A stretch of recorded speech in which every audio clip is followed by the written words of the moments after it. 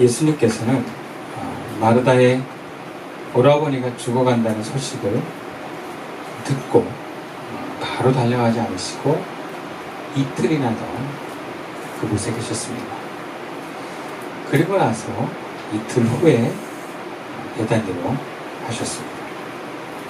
도착해 보니까 이미 나사로는 죽었습니다. 그의 죽음 이후에 찾아온 예수님을 마르다는 동네에 들어가지 않은 상태에서 맞이했습니다. 그래서 이렇게 말을 합니다. 예수님이 일찍 오셨더라면 오라비가 죽지 아니했을 것입니다. 그런 뭔가 예수님이 일찍 오시지 않은 것에 대한 뭔가 원망이 들어가 있는 고백을 합니다.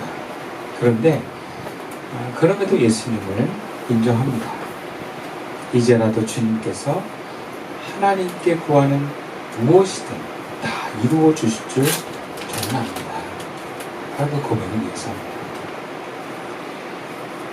그러자 예수님은 선뜻 네 오라버니 죽은 나사로가 다시 살아날 것이다 라고 말씀하십니다.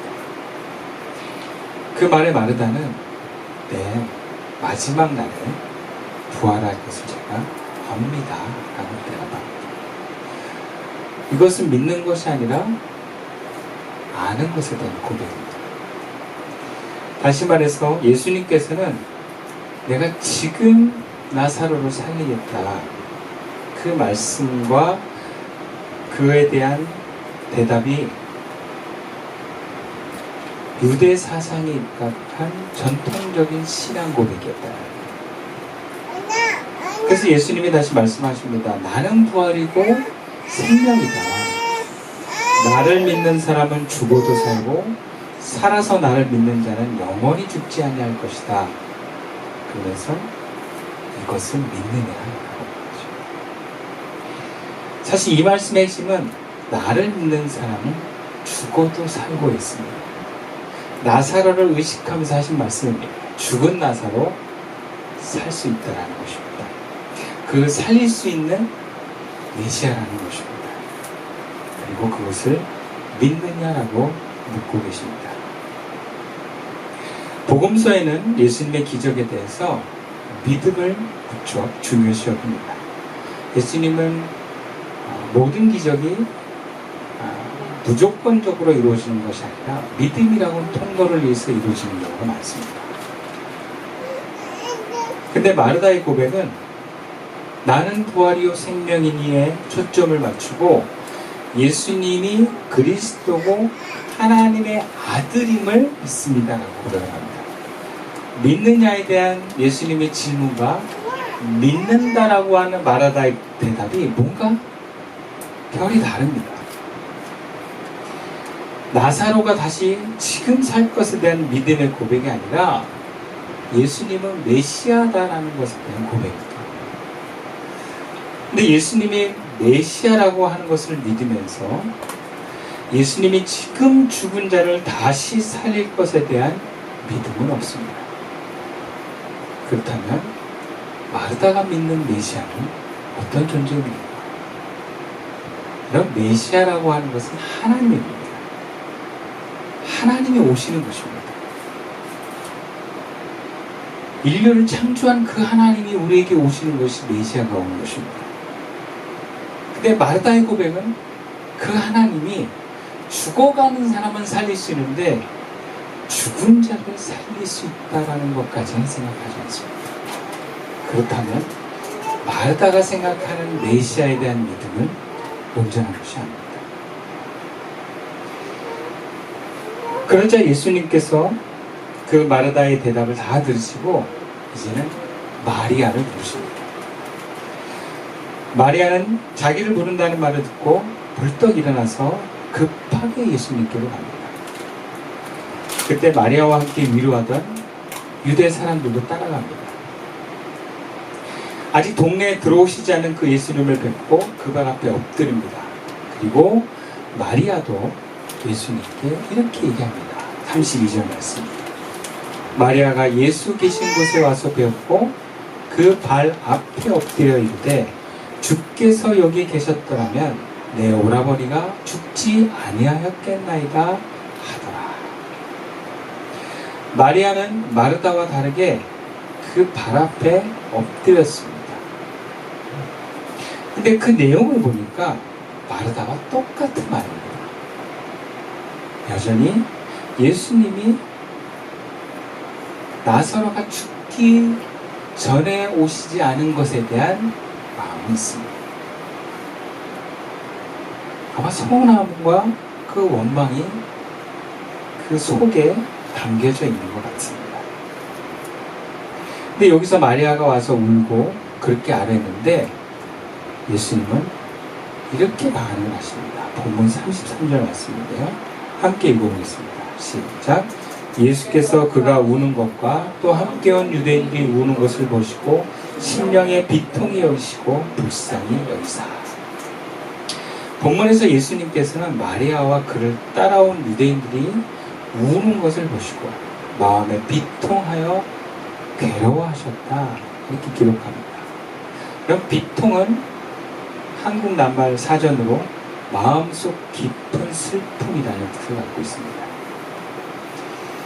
왜 예수님은 여기서 이 상황에서 그렇게 그 마음이 비통하셨겠습니까? 왜 그렇게 슬퍼하셨을까요? 분명 예수님은 나사로의 죽음을 제자들에게 잔다라고 했습니다. 그래서 그를 깨우러 간다 그랬습니다. 영의 시각에서 하나님과 분리가 안 된 나사로는 잠시 육신의 기능이 쉬고 있는 잔다라고 하는 표현을 했습니다. 그리고 영원히 잡는 것이 아니라 지금 깨우러 간다고 하셨습니다. 그러면 자고 있는 사람 깨우러 가는데 비통할 이유가 없습니다. 괴로워할 이유가 없습니다. 뒤에 보면 예수님 눈물까지 흘리십니다.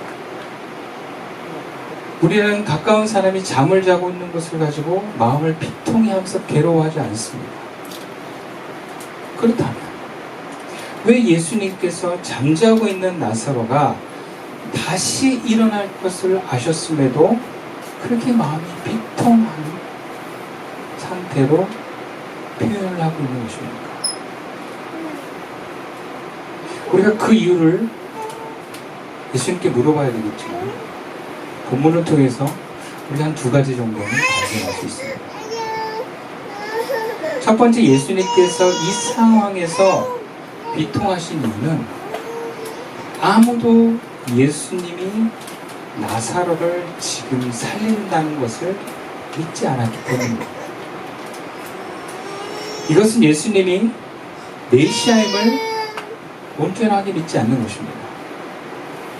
예수님의 비통은 예수님이 지금 다시 나사로를 죽은 자를 살릴 것에 대한 믿음이 없는 것에 대한 비통인 것입니다. 예수님은 기적을 행하시기 전에 마르다에게 물으셨습니다. 나는 부활이고 생명이니 나를 믿는 자는 죽어도 살리고 무릇 살아서 나를 믿는 자는 영원히 죽지 아니하리니 이것을 내가 믿느냐? 근데 마르다의 대답은 믿지 않습니다.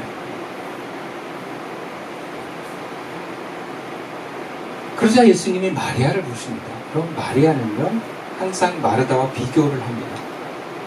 누가복음에도 나와 있는 마르다와 마리아를 보면 마르다는 예수님을 너무 사랑하는데 예수님께 잘 대접하고 뭔가 행동으로 잘 헌신하고 섬기는 모습이 마르다의 모습입니다. 근데 마리아는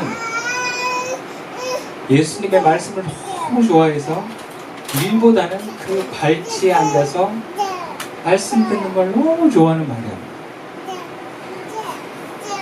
둘 다 귀한 모습인데 마리아가 결정적인 아름다운 모습은 요한복음 12장에 자신의 향유 옥합을 깨서 그 자신의 결혼할 전 재산의 어떤 값어치가 되는 그 향유를 깨서 자기 머리털로 예수님을 그 향유로 덮는 행위를 합니다. 어떻게 보면 마르다와 마리아의 그 두 모습에서 뭔가 더 믿음에 가까운 행위를 할 수 있는 사람을 꼽자면 마리아입니다. 아마 예수님이 마리아를 부르신 것은 뭔가 그 믿음에 대한 대답을 좀 얻고 싶어 하지 않았을까라는 것을 기대해 보게 됩니다. 너 말고 마리아 와봐. 그래서 마리아에게 그 믿음을 어떻게 보면 듣고자 하는 그 예수님의 기대 속에 마리아는 마르다와 똑같은 대답을 합니다. 그러니까 예수님 입장에서 아마 제가 생각했을 때 이 느낌이에요. 아, 마리아 너마저 믿지 않는구나. 그럼 마르다가 믿지 않고 마리아가 믿지 않으면 아무도 믿지 않아요. 예수님이 메시아로 오셨는데 메시아 됨을 아무도 믿지 않는 것입니다. 지금 죽은 나사로를 살리는 기적을 하나님께서 준비하시고 계획하시고 계신데 아무도 믿지 않습니다. 그 믿지 않음에 대한 비통함. 우리는 하나님의 생명의 능력을 받는 에고가 죽어야 부활의 몸으로 삽니다. 물론 누구나 에고가 죽는 것을 싫어합니다. 그럼에도 그 에고가 죽는 길로 갈 수 있는 것은 주님이 나를 부활하실 것을 믿기 때문에 죽을 수 있는 거예요. 아니, 내가 죽일 수 있는 거예요. 이것은 히브리서에서 아브라함이 이삭을 번제단에서 죽일 수 있는 것과 같은 거예요. 가장 사랑하는 그 100세에 난 이삭을 죽일 수 있는 것은 하나님의 어미하심과 그분에 대한 두려움 때문이 아니라 그 하나님이 이삭을 다시 살릴 것을 믿기 때문이라고 히브리서는 고백합니다. 믿음이 죽일 수 있게 하는 거예요. 믿음이. 여러분, 우리가 에고를 죽는 것은 너무 싫어합니다. 손해보는 거 너무 싫어합니다. 나에게 한정된 에너지를 쓰는 것을 너무 싫어합니다. 나를 위하고 내가 좀 안전하고 내가 생각하는 행복을 포기하는 것은 너무 싫습니다. 근데 그것을 포기하라고 하는 것에 포기할 수 있는 것은 우리가 더 나은 모습으로 하나님과 하나 된 모습으로 부활할 것을 믿기 때문입니다. 주님이 나를 다시 살릴 것을 믿기 때문입니다. 믿기 때문에 에고가 죽는 길로 내가 나아갈 수 있는 것입니다. 그런데 그럼에도 죽지 않습니다. 그렇다면 무엇입니까? 내가 죽기를 거부하는 것은 무엇입니까? 죽는 상황에서 그 죽음을 피하는 것은 무엇입니까? 믿음이 없는 겁니다. 믿음이 없어요. 죽기 싫은 선택을 하는 것은 부활에 대한 믿음이 없기 때문입니다. 죽는 게 쉽지 않지만 용기를 내어 선택할 수 있는 것은 믿기 때문입니다. 저는 에버랜드 가면 못하는 게 몇 개 있어요. 그 중에 하나가 TX가 가는 롤러코스터. 전 못하겠어요. 근데 원래 처음에 우리 가족 모두가 우린 저거 못한다 하고 있어요. 근데 현이가 배신을 때렸어. 갑자기 아빠 나 3번 탔어 자랑하기 시작. 부럽기도 하지만 젊은 날에는 잘할 수 있다. 나는 자신이 없는 거예요. 근데 저도 옛날에 뭐 88년차 이런 거 다 탔거든요. 근데 그 느낌이 그거예요. 막 정말 무섭죠. 근데 그 안전장치, 그리고 그동안 그 통계로 봤을 때 이거는 떨어지지 않는다는 확신. 그 믿음이 있으면 그 무서움을 탈 수 있는 거예요. 그것도 즐기면서 탈 수 있는 거예요. 여러분, 에고가 죽는 것은요, 믿기 때문에 죽는 거예요. 부활을 믿기 때문에. 여러분, 우리가 그 믿음이 없으면 에고가 못 죽습니다. 그러면 그냥 그 믿음이 없는 나를 예수님은 비통해 하십니다. 에고가 죽는 것을 피하고 도망가는 사람은 약해서가 아닙니다. 예수님이 다시 살 걸 믿지 않기 때문에. 여러분, 성경에서 믿지 않으면 죄로 연결됩니다. 못 믿으면 죄를 선택하게 돼 있어요. 그게 인간이에요. 그러니까 결국 예수님은 믿지 못함으로 끝나는 것이 아니라 죄를 선택한 인간의 운명을 향한 비통함이라고 저는 보여줍니다.